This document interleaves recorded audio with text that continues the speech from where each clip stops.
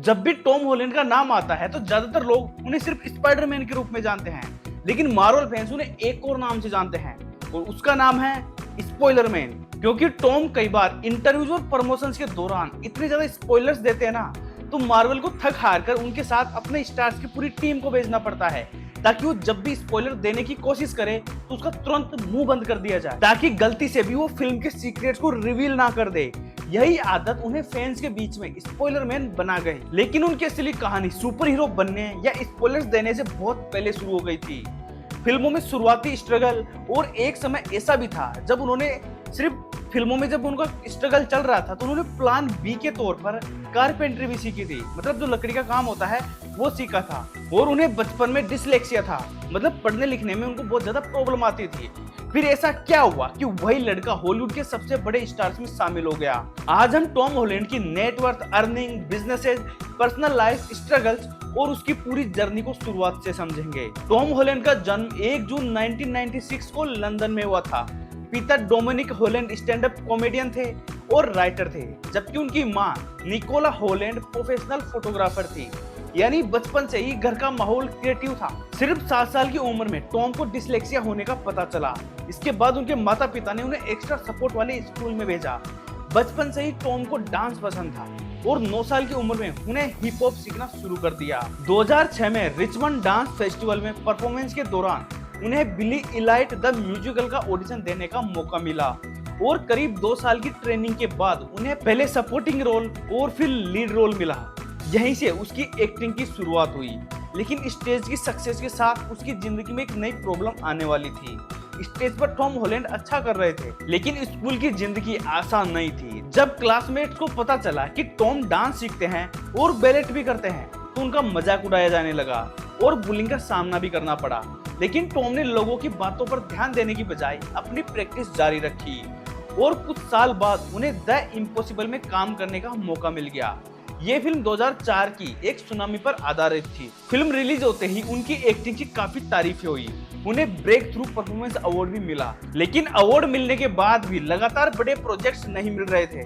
कई महीनों तक टॉम नए काम का इंतजार करते रहे। इसी दौरान उनकी मां ने सलाह दी कि एक्टिंग के साथ दूसरी स्किल्स भी सीखनी चाहिए। इसलिए टॉम ने कारपेंट्री की ट्रेनिंग ली। ये उनका प्लान भी था, क्योंकि फिल्म इंडस्ट्री में अगला मौका कब मिलेगा कोई नहीं जानता।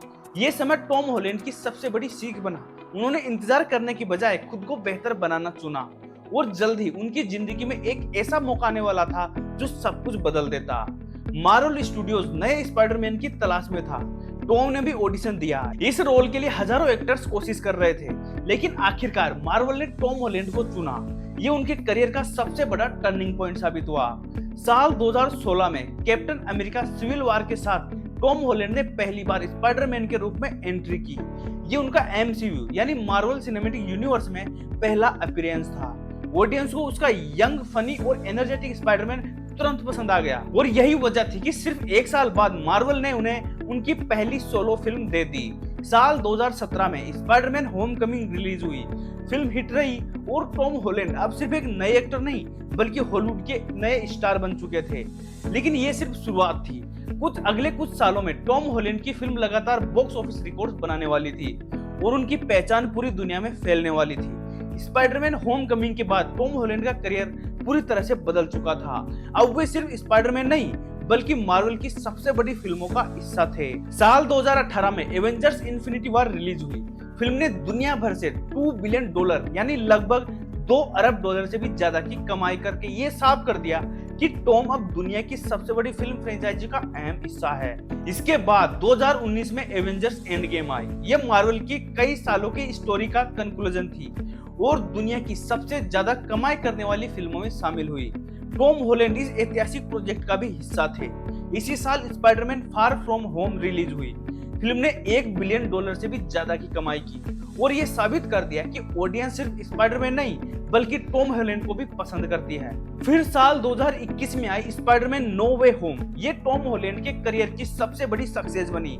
फिल्म ने करीब $1.9 बिलियन की कमाई की और 2021 की सबसे ज्यादा कमाई करने वाली फिल्म बनी। स्पाइडरमैन बनने के बाद सिर्फ टॉम हॉलैंड की पॉपुलैरिटी नहीं बढ़ी बल्कि उनकी कमाई भी हर फिल्म के साथ बढ़ती गई। करियर की शुरुआत में उन्होंने बहुत कम फीस मिलती थी, लेकिन आज वे हॉलीवुड के सबसे ज्यादा कमाई करने वाले यंग एक्टर में गिने जाते हैं। जब टॉम ने कैप्टन अमेरिका सिविल वॉर में पहली बार स्पाइडरमैन का रोल किया था, तब उन्हें करीब 2.5 लाख डॉलर की फीस मिली थी। इसके बाद स्पाइडरमैन होमकमिंग के लिए उनकी सैलरी बढ़कर करीब 15 लाख डॉलर हो गई थी। जैसे जैसे फिल्मों ने बॉक्स ऑफिस पर सक्सेस हासिल की, उनकी फीस भी लगातार बढ़ती गई। स्पाइडरमैन ब्रांड न्यू डे के लिए उनकी अनुमानित फीस लगभग 15 से 20 मिलियन डॉलर बताई गई है, मतलब लगभग 1 करोड़ 50 लाख डॉलर, जो अगर इंडियन रुपीज में देखें तो 130 से 170 करोड़ रुपए के बराबर बैठता है। इतना तो कोई एक फिल्म का बजट ही हो जाता है। लेकिन फिल्मों की सैलरी उनकी कमाई का सिर्फ एक हिस्सा है। टॉम हॉलैंड कई बड़े इंटरनेशनल ब्रांड के साथ भी जुड़े हुए हैं। सिर्फ ब्रांड डील ही नहीं, टॉम ने अपना बिजनेस भी शुरू किया है। उन्होंने अपने भाई हैरी हॉलैंड के साथ बिली 17 नाम की प्रोडक्शन कंपनी बनाई। बिली 17 की सोनी पिक्चर्स के साथ फर्स्ट लुक डील भी है, यानी कंपनी का नया प्रोजेक्ट सबसे पहले सोनी के पास जाता है। और साल 2024 में टॉम हॉलैंड ने बेरो नाम की एक नॉन एल्कोहलिक बियर ब्रांड को लॉन्च किया। नॉन एल्कोहलिक यानी ऐसी ड्रिंक जिसमें शराब नहीं होती। ये ब्रांड उनकी नई लाइफस्टाइल से जुड़ा हुआ है। 2026 तक बेरो की अनुमानित वैल्यूएशन लगभग 100 मिलियन डॉलर से भी ज्यादा बताई गई है। टॉम ने कुछ फिटनेस बिजनेस में भी इन्वेस्ट किया है। यही वजह है कि उनकी इनकम सिर्फ फिल्मों पर निर्भर नहीं रहती। अगर उनकी कमाई के सोर्सेज देखें तो उनमें film fees, brand endorsement, production companies, business ventures और इन्वेस्टमेंट शामिल हैं। यही डाइवर्सिफिकेशन उनकी फाइनेंशियल ग्रोथ की सबसे बड़ी वजह माना जाता है। 2026 में टॉम हॉलैंड की अनुमानित जो नेटवर्थ है वो करीब 25 मिलियन डॉलर बताई गई है, जबकि कुछ रिपोर्ट्स में इसे 30 मिलियन डॉलर तक भी माना जाता है। टॉम हॉलैंड के पास लंदन में लगभग 40 से 45 करोड़ की लग्जरी प्रॉपर्टी है। कुछ रिपोर्ट्स में लॉस एंजलिस प्रॉपर्टी का भी जिक्र मिलता है, लेकिन इसकी कीमत, ओनरशिप और आधिकारिक पुष्टि मैं नहीं कर सकता, बट कई सारे न्यूज हैं जो ये दिखाते हैं। वहीं उनकी कार कलेक्शन भी किसी हॉलीवुड स्टार से कम नहीं है। उनके पास ऑडी R8 है, आयरन मैन वाली, जिसकी कीमत लगभग 1.8 से 2 करोड़ रुपए है। पोर्शे टाइसन टर्बोज भी उनकी कलेक्शन का हिस्सा है, जिसकी कीमत करीब 2.5 करोड़ रुपए बताई जाती है। इसके अलावा उनके पास रोल्स रॉयस भी है, जिसकी शुरुआती कीमत लगभग 7 से 8 करोड़ रुपए है। यानी टॉम सिर्फ फिल्मों में ही नहीं बल्कि अपनी लाइफस्टाइल में भी लग्जरी को खुलकर जीते हैं। यानी टॉम हॉलैंड ने सिर्फ एक सक्सेसफुल एक्टर बनकर नहीं दिखाया, बल्कि समय के साथ अपनी इनकम के कई सोर्सेस तैयार किए। यही वजह है कि आज उनकी पहचान सिर्फ स्पाइडरमैन के रूप में नहीं बल्कि एक स्मार्ट बिजनेसमैन के रूप में भी होती है।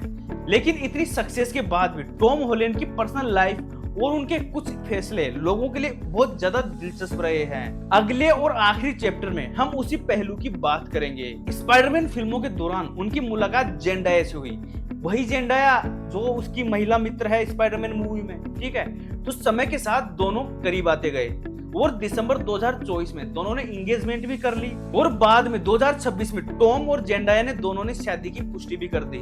साल 2022 में टॉम हॉलैंड ने शराब छोड़ने का फैसला लिया। बाद में उन्होंने बताया कि यह फैसला उनकी मेंटल हेल्थ और बेहतर लाइफस्टाइल के लिए था और इसी सोच के साथ उन्होंने बेरो ब्रांड शुरू किया। टॉम ने यह भी बताया कि उन्हें ADHD और डिलेक्सिया था।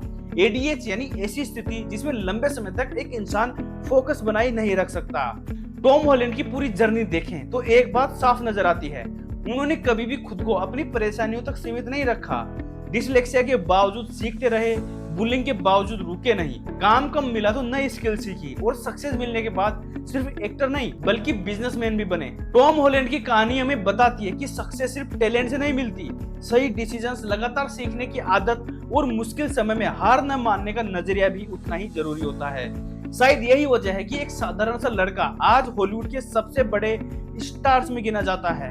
अगर आपको ये वीडियो पसंद आए तो लाइक जरूर करना, कमेंट में बताना कि टॉम हॉलैंड की जर्नी का कौन सा हिस्सा आपको सबसे ज्यादा पसंद आया। और ऐसे ही रिसर्च बेस्ड वीडियो के लिए द जितेंद्र फाइल्स को सब्सक्राइब करना ना भूलें। मिलते हैं अगली वीडियो में, तब तक हेल्दी रहो, स्वस्थ रहो और मौज काटते रहो मेरे भाई। बाय।